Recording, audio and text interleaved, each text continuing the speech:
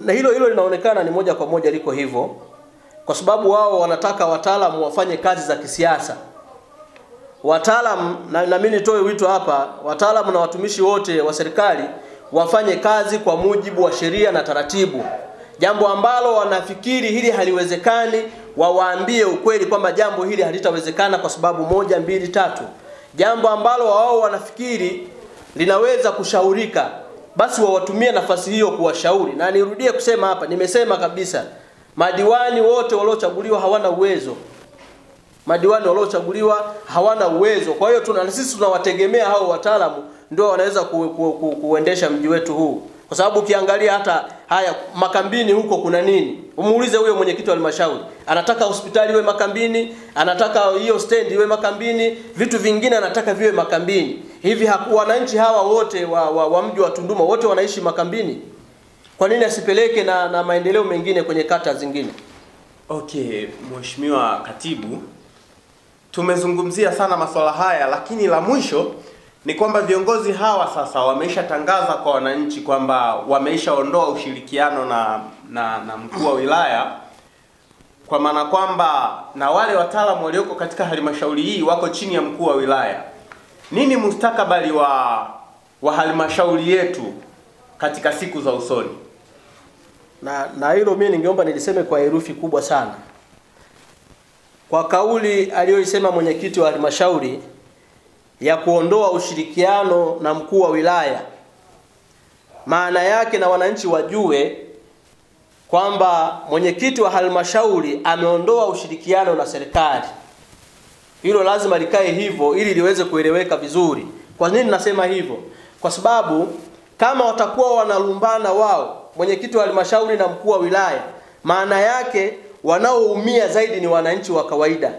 Wananchi ambao wanataka wapate maendeleo, wananchi ambao wanataka wapate mafanikio yao kwa serikali kushikamana. Leo hii nikupe mfano mdogo. Wanasema tunataka kujenga stand. Wataalamu wamesema kwa eneo lile haifai kujengwa stand. Mkurugenzi naye akasema eneo lile halifai kujengwa stand. Mkuu wa wilaya akasema haifai kujengwa stand. Tunafikiri tunakuwa tumewapatia wananchi maendeleo ya kutosha? Maana yake kwa kutoa huo ushirikiano unaosema wao wanauondoa, ni kuondoa ushirikiano kwa serikali, lakini ni kuondoa ushirikiano kwa wananchi wa kawaida ambao hawawezi kupata maendeleo yao. Wao wataendelea kulumbana wakiwa wawili, lakini huku wananchi wa kawaida watabaki wanateseka sana. Leo wamesema kuna barabara imefungwa kwa ajili ya machinga wakafanye kazi. Na hili niliseme kabisa kwa sababu wanalitumia jina la rais vibaya. Wanamzihaki rais pembeni, lakini wakienda kwenye vyombo vya habari wanakimbilia kumtaja rais kwamba rais amesema machinga waachwe. Rais amesema machinga wasionewe. Ni kweli rais amesema hivyo, lakini rais hakusema machinga wafanye kazi barabarani. Rais hakuwataka, ndio maana hata nyumba zikiwa barabarani rais anasema zivunjwe. Kwa hiyo wasitumie jina la rais vibaya ya kusingizia. Na ikumbukwe kwamba wakati wa ziara ya mkuu wa mkoa alipokuwa akitembea mji wetu wa Tunduma hapa, wao walikuwepo. Mwenyekiti wa halmashauri alikuwepo, madiwani mbalimbali walikuwepo, na mkuu wa mkoa ndo aliyelisemea jambo hili la machinga kwamba machinga wasifanye shughuli zao hizi barabarani. Walikuwa wanakaa pale custom pale, unakuta wameweka visu, wameweka maspana kwenye lami barabarani. Mkuu wa mkoa akasema halmashauri iwatafutie eneo, akatoa kabisa muda wa miezi 3. Watafutiwe eneo machinga waende wote wakakae pale sehemu moja. Sasa na sisi tukashangaa kusikia mwenyekiti wa halmashauri anasema mimi sikuwa na taarifa yoyote wala nilikuwa sijui. Alikuwa hajui wakati walikuwa wanaongozana na mkuu wa mkoa. Anatoa kabisa maagizo yale, anaiagiza halmashauri wanasikia. Mkuu wa wilaya kazi yake ni kutekeleza maagizo yote yanayoamriwa na serikali kuu. Kwa sababu mkuu wa mkoa ni bosi wa mkuu wa wilaya. Kwa hiyo kile alichokiagiza ni lazima mkuu wa wilaya akitekeleze. Kwa hiyo alikitekeleza baada ya kuona halmashauri hakuna ilichokifanya ndani ya ule muda ambao mkuu wa mkoa alikuwa ameutoa ili machinga waende wakafanye shughuli sehemu ambao walikuwa wameandaliwa. Okay. Licha ya wao kuondoa ushirikiano na mkuu wa wilaya, kuna swala ambalo limebaki lina sintofahamu kwa wananchi. Ni swala la bomoa iliyo katika mita 50 za barabara ya mpaka.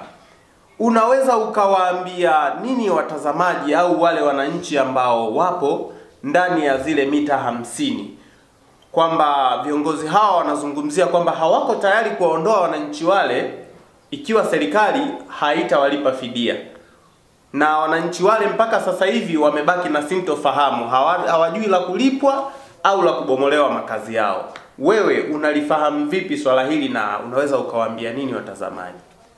Mimi kwanza nataka niseme jambo hili sio jambo la kisiasa.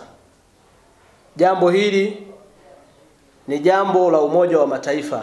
Mipaka hii yote hii ni mipaka ya Umoja wa Mataifa, na sheria zinatungwa na wao, ambapo nchi zinakuwa ni washirika wa kutunga sheria hizo. Kwa hiyo zikishatungwa ni juu ya kila nchi husika kuelimisha watu wao. Lakini kwa historia tu inavyoonyesha, ukitafuta hata wazee wengi sana wa zamani hapa watakwambia walishaambiwa masuala hayo ya mipaka, kwamba eneo hili ni mpaka, na ndio maana unaweza kute muda kitambo kirefu sana ukitoka pale tu kwenye mpaka mpaka kufika eneo fulani utakuta yani kuna nyumba ambazo zamani ndipo ziliishia, zinajionyesha tu ziko wazi. Jambo hili kwa hiyo likatafsirika kwamba wale watu ni wavamizi, lakini jambo hili lilichochewa zaidi na mbunge, kwa sababu mbunge kwenye mkutano wa waziri mkuu alipokuja, na yeye huwa anabisha, lakini sisi tunamwambia kwa sababu clip zake tunazo, yeye ndo aliyesema, akisema kwa waziri pale kwamba nyumba 250 kitu huko zilizoko Tanzania hazijavunjwa, wakati wenzetu Zambia zimeshaanza kuvunjwa. Alitamka wazi hilo, na ndio waziri mkuu naye akatamka pale kwa mamlaka yake, natoa miezi 3 watu nyumba hizo ziwe zimevunjwa. Lakini leo anakuja anakamata kisiasa kwamba watu hawawezi kuondoka mpaka watu walipwe. Lakini na sisi tunajiuliza, kama anasema hivyo, wao wameendesha operation ya kuvunja nyumba kwenye mitaa, wamewalipa kiasi gani watu waliowavunjia nyumba? Asante mpendwa mtazamaji wa JTV. Tupo na katibu mwenezi wa itikadi na uenezi. Wafanye kazi zao kwa mujibu wa sheria, taratibu na kanuni, bila kumuogopa mwanasiasa yeyote, kwa sababu kumekuwa na tatizo. Wanasema wakifanya kitaalamu wanatishiwa baraza litawaazimia, na baraza likiwaazimia wanaogopa watapoteza kibarua chao. Lakini mimi niseme kama kiongozi wa Chama cha Mapinduzi kwamba kama watafuata taratibu, kama watafuata sheria, na wakawakatalia hata hao wanasiasa kwa mambo ambayo hayako kwenye utaratibu au kwenye taaluma zao, hata wakiazimiwa hawataondolewa kwenye kazi zao, kwa sababu watakuwa walifuata taratibu. Kwa sababu wakisha kuazimia, kinachofuata ni uchunguzi. Sasa uchunguzi utakuja utaonesha hauna makosa yoyote wewe kwenye taaluma yako, isipokuwa ni chuki tu ya wanasiasa, wanakuchukia kwa sababu ya 1 2 3 au wewe kusimamia ule ukweli. Kwa hiyo mimi niwaombe tu wawe kifua mbele, wafanye kazi kwa kujiamini, wafanye kazi bila kumuogopa mtu yoyote. Hata ikitokea hiyo kuazimiwa, mimi niseme tu kwamba Chama cha Mapinduzi kama tutaona naye hana matatizo, hana madoa ya aina yoyote, tutakuwa tayari kumtetea na kumpigania kuhakikisha anafanya kazi za kuleta maendeleo. Lakini kwa hii hali inayoendelea pale ya halmashauri, na naamini hapa vyombo vya juu vinanisikia, ofisi ya waziri mkuu, hata ofisi ya rais inanisikia, kwa hali inavyoendelea sasa, ni bora halmashauri ikavunjwa ili iendeshe na wataalamu.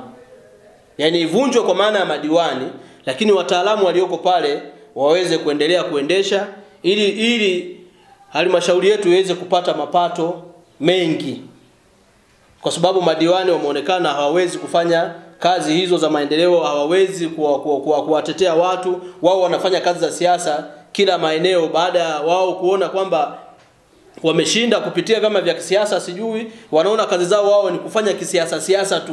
Wewe unakuta leo hata diwani akitisha mkutano utakuta amevaa sare ya chama chake, sijui amefanyaje. Kwa hiyo atakayozungumzwa pale ni lazima azungumze masuala ya kisiasa. Hawezi kuzungumza masuala ya maendeleo ya aina yoyote kwa sababu hawana uwezo huo. Kwa hiyo mimi ningeshauri mamlaka husika, halmashauri hii kama inawezekana ivunjwe, madiwani wabaki kwenye makata huko wanacheza na watoto, lakini wataalamu waweze kuiendesha halmashauri yetu hii kwa mujibu wa taratibu na sheria.